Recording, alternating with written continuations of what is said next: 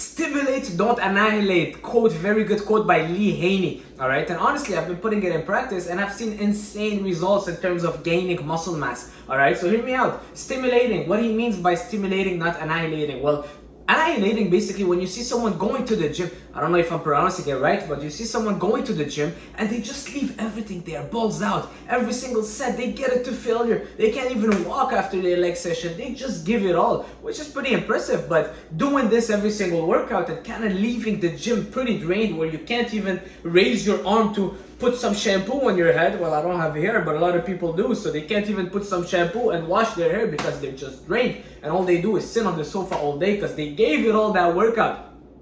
That's annihilating.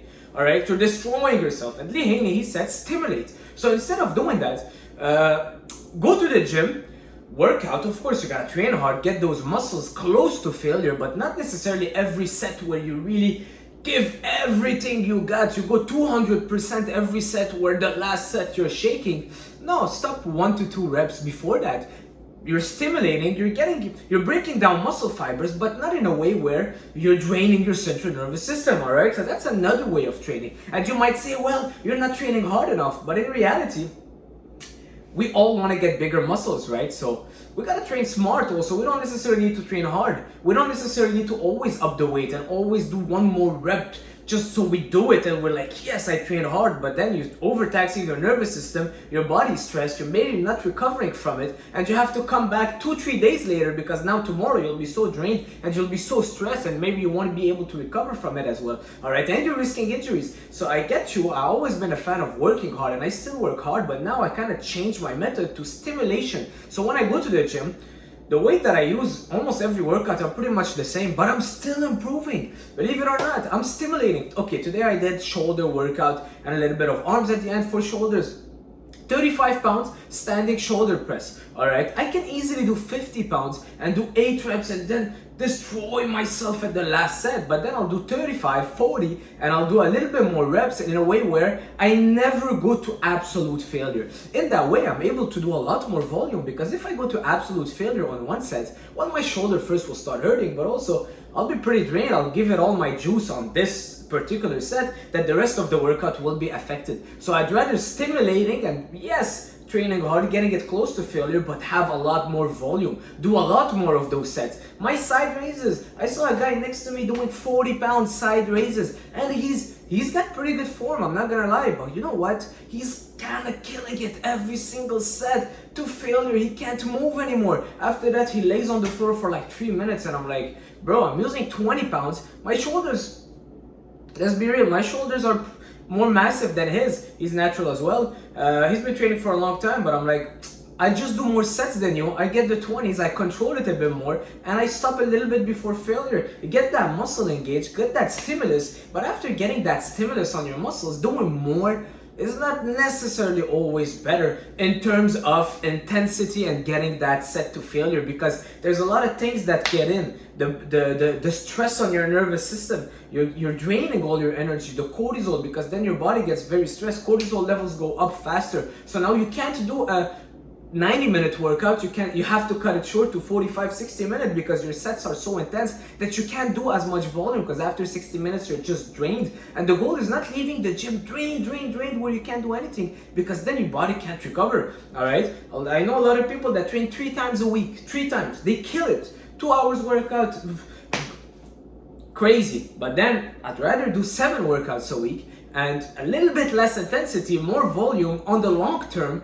I'll be benefiting a lot more. All right, maybe if you compare one workout of mine to theirs, their workout is a lot more intense, but I get a lot more done on my week, on my month, on my year, on my 5 years, on my 10 years. And it's a numbers game at the end. It's doing more sets, more volume, and more reps, all right? And not necessarily one set where you're destroying yourself. That's not how we'll grow, all right? So stimulation for arms. Same thing for triceps, stimulate it. All right, you're getting that blood, you're stimulating those muscles, stimulating the muscle fibers, breaking down some muscle fibers, coming close to failure. But then after that, you're getting all that blood in there, and with the proper nutrients, you're eating well, all the carbs, the protein getting in that muscle, the lactic acid going down, the oxygen going in, the waste going out. You're creating that environment for growth. All right, people will be like, well, you can't grow with just doing pump style workout, well, there's a combination. I still do my compound lifts, but even on my compound lifts, like you know guys, I'm a big fan of my compound lifts, but I never go to failure. You'll never see me squatting to failure up until I'm not sure if I can do another rep. I always stop 1 to 2 reps short of failure.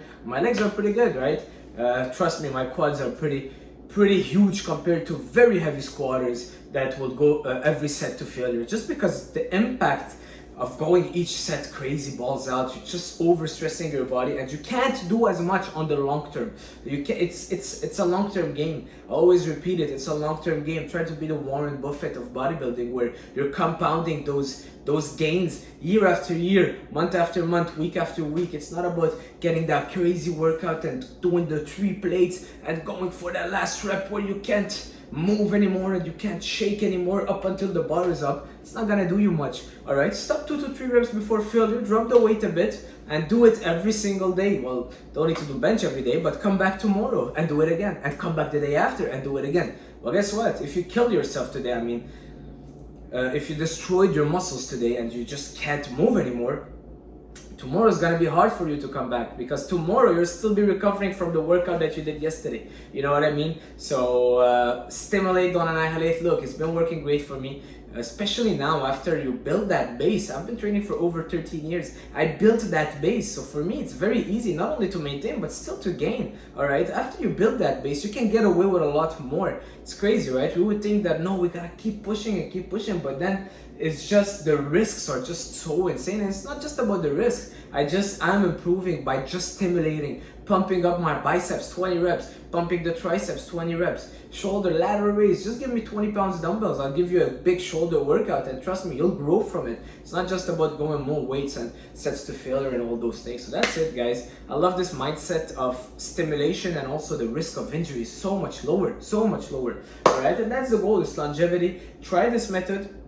If you want to incorporate it, what you want to do is basically not going each set balls out and giving it all and kind of being drained at the last set. Stop a little bit before failure, but add some volume. I'm a big fan of volume, frequency as well. All right, the intensity of each set, I drop it a bit, but I do more volume and more frequency. Now you need to have more time on your hands. If you're someone that just have 3 times 45 minutes, keep going the high intensity route. But on the long term, ideally, if you can do more volume, more frequency, a bit less intensity in terms of training to failure. I think training to failure, I do think it's overrated. All right, and I think people focus too much on it, and it's just you're compromising your form, you're stressing your nervous system, and you're not gonna gain much gains from that little 1 extra rep that you did with bad technique, not the right muscle being stimulated. And yeah, that's it for this video. Hopefully you learned a few things. Let me know if you have questions. I'll see you soon.